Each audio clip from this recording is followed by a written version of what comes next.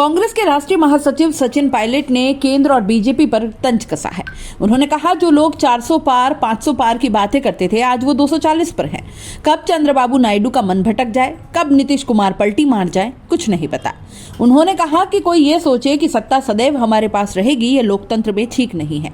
आने वाले समय में 4 साल बाद लोकसभा के चुनाव होने हैं, लेकिन मुझे लगता है जो लोग विपक्ष में हैं वो सभी दल साथ खड़े हैं। पायलट इंदिरा गांधी पंचायती राज भवन में लोक स्वराज मंच के कार्यक्रम में बोल रहे थे।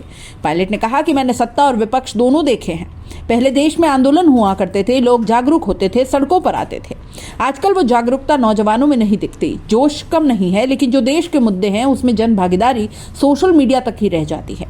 वे अपने दायरे से बाहर नहीं आते और एक आंदोलन खड़ा नहीं कर पाते हैं। पायलट ने कहा कि समय कभी एक सा नहीं रहता, ये मैंने अपने खुद जीवन में भी देखा है।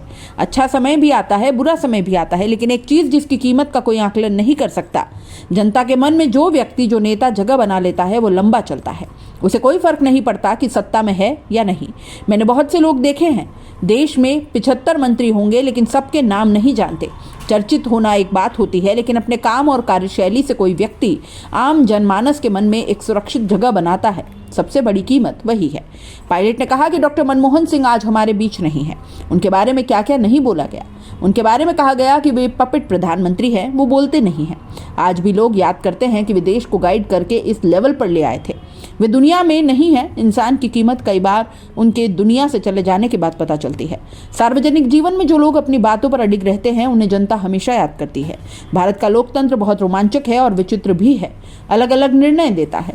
सचिन पायलट ने कहा कि कोई ये खुशफहमी कि मैं अपने हिसाब से कोई ढांचा तैयार करूंगा जिस पर आने वाली पीढ़ी चलेगी, ऐसा इस देश में होने वाला नहीं है।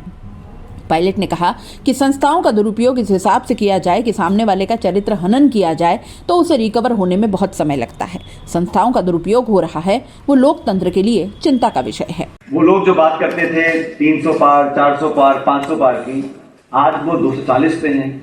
कब चंद्रबाबू नायडू जी का मन भटक जाए, कब नीतीश जी पलटी मारने को पता नहीं। देश के मुद्दे हैं, जो सामाजिक मुद्दे हैं, उस पर जो पार्टिसिपेशन है वो मात्र कभी कभी सोशल मीडिया तक रह जाता है, या फिर अपने दायरे से बाहर हम आ नहीं पाते हैं और एक मूवमेंट खड़ा नहीं कर पाते हैं।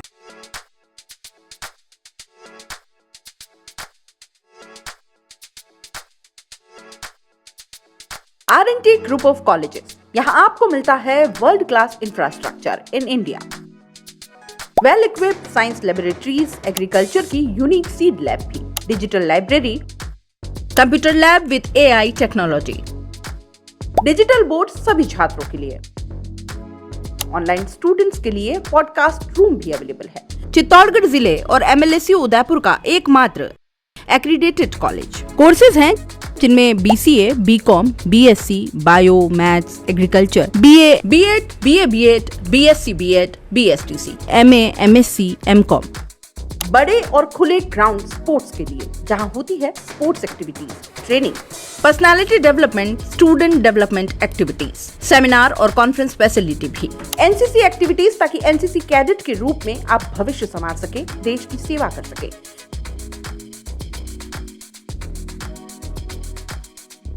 ये विजन है R&T and Vivekananda group of colleges के चेयरपर्सन डॉक्टर वसीम खान का। तो आज ही ज्वाइन करें R&T and Vivekananda group of colleges.